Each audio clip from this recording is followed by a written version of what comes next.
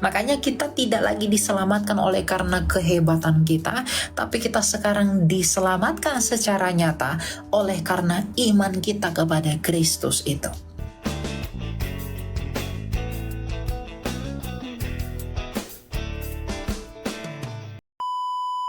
Silakan Store Diono. Selamat malam. Halo. Selamat malam. Terima kasih ya Kak sudah menerima ini. Oh ya, Enggak sih, aku cuma mau nonton sih. Gak ada yang mau bilang apa-apa, cuma mau nonton aja. Oke, kalau nonton di bawah ya. Kita lanjut ke atas. Iya. Ya. Oke. Jangan lupa ya teman-teman, layarnya di tap biar dia kuat.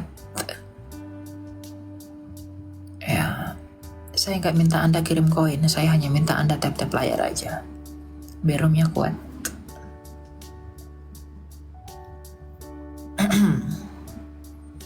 Ya, kita lanjut ya.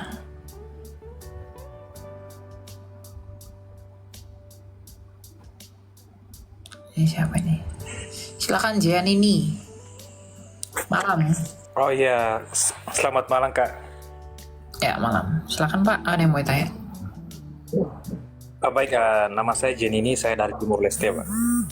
Oke, silakan Pak. Apa yang mau ditanyakan Pak?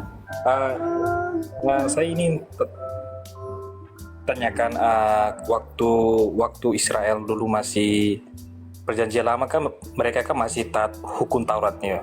Betul?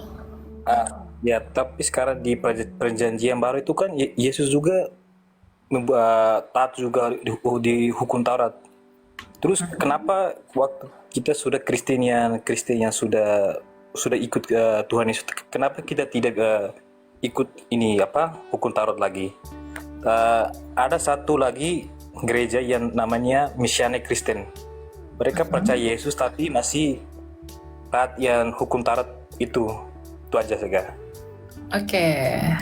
Kenapa orang Kristen tidak lagi melakukan hukum Taurat? Ya, kita baca apa itu hukum Taurat sebenarnya.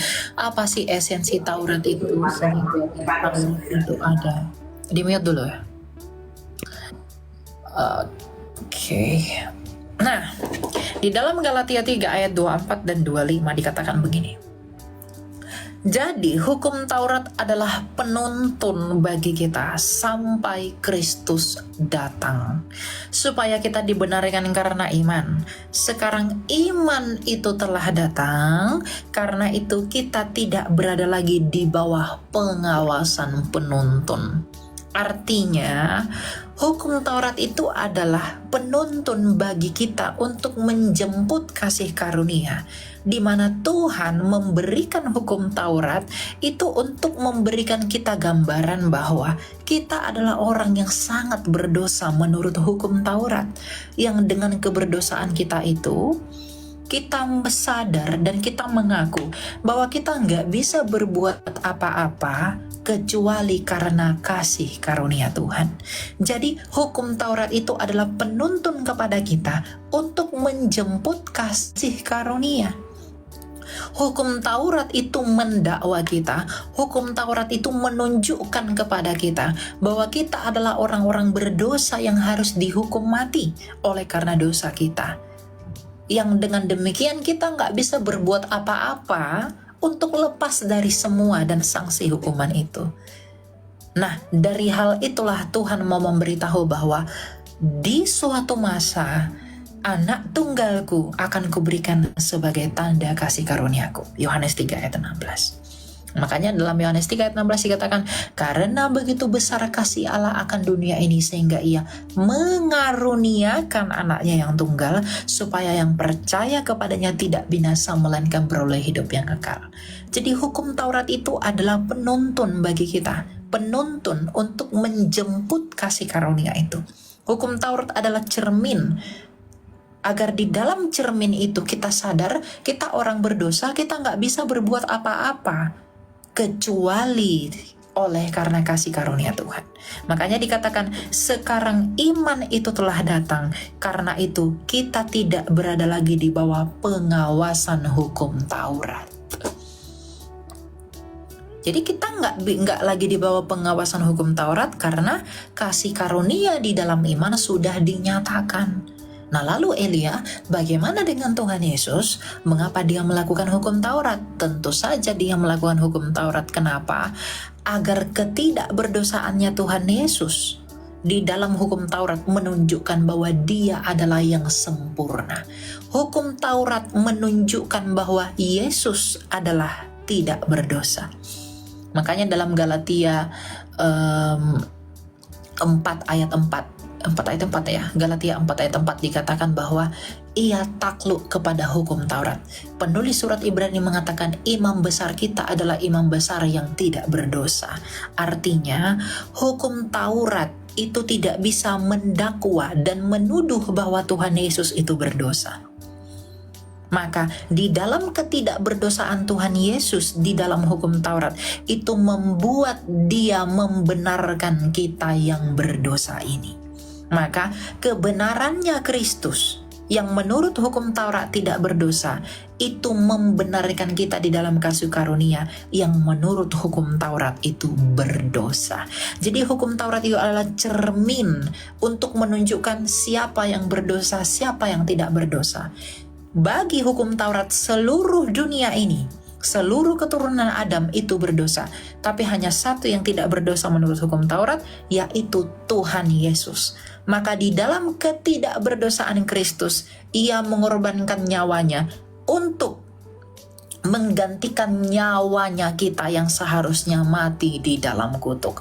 Maka di dalam hal itulah iman itu yang disebut kasih karunia itu diberikan bagi dunia. Makanya kita tidak lagi diselamatkan oleh karena kehebatan kita, tapi kita sekarang diselamatkan secara nyata oleh karena iman kita kepada Kristus itu yang sempurna menurut hukum Taurat. Jadi kita tidak perlu lagi melakukan hukum Taurat dalam pengertian apa? Kita tidak lagi didakwa hukum Taurat, tetapi kita sekarang sudah dibenarkan oleh karena iman. Dan sebenarnya lebih jauh di perjanjian baru, tuntutan itu lebih banyak. Hukum Taurat itu diringkas oleh Tuhan Yesus menjadi dua. Karena hukum yang utama dan hukum yang terutama adalah kasihilah Allahmu dengan segenap hatimu, pikiranmu, dan akal budimu, dan sesamamu manusia. Ya, jadi perbuatlah apa yang kamu kehendaki orang lain perbuat kepadamu, karena itulah isi dari hukum Taurat itu. Gitu ya. Jadi hukum Taurat itu hanyalah sebagai penuntun, sedangkan yang nyata sudah datang, Kolose 2 ayat 16 dan 17, yang nyata sudah datang, maka kita tidak lagi di dalam pengawasan penuntun itu ya. Ya, terima kasih Piar. Oke, kita lanjut ya. Silakan Justin. Selamat malam.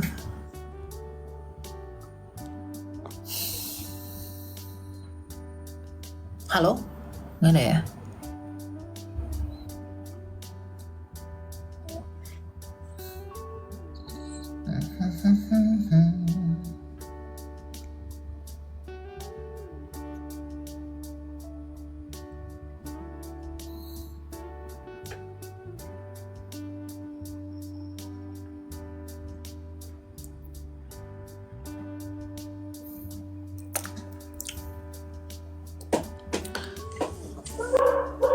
Silakan, siapa ini? Halo? Halo, Ya, silakan. selamat malam Kak, Shalom. Ya, shalom. Silakan, Anda mau tanyakan? Oh, thank you. Saya mau bertanya Kak mengenai manusia dari zaman Adam dan Hawa itu sudah berdosa ya Kak ya, sampai saat ini. Nah, yang menjadi pertanyaan saya, apakah seorang bayi yang baru lahir ke dunia ini apakah termasuk manusia berdosa Kak?